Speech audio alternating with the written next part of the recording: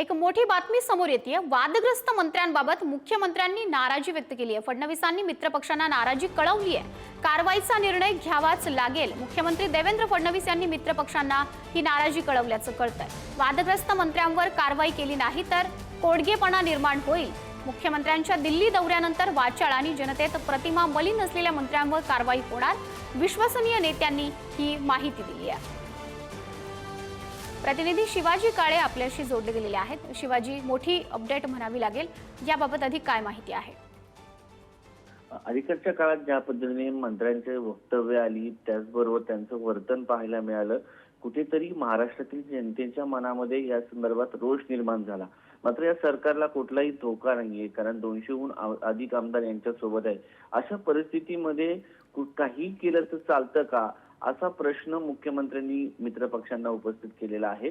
आणि दुसऱ्या शब्दात त्यांनी असं सांगितलेलं आहे की आपल्याला कुठलाही धोका नसेल तर किमान मनाचा विचार करणं गरजेचं आहे। आणि अशाच पद्धतीने हे जर सुरू राहिलं तर एक कोडगेपणा निर्माण होतो। हा कोडगेपणा निर्माण होऊ द्यायचा नसेल आणि प्रवाही गव्हर्नमेंट ठेवायचं असेल तर यांच्यावरती कारवाई करणं गरजेचंच आहे। आणि अशा शब्दामध्ये त्यांनी मित्रपक्षांना कळवलेलं आहे।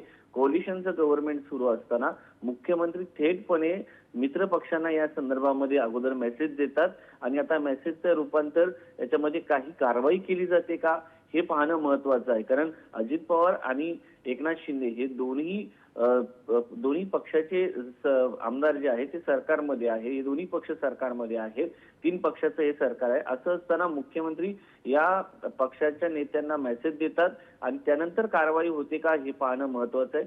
सध्या तरी मुख्यमंत्र्यांनी या दोन्ही नेत्यांना आपला मेसेज दिलेला आहे।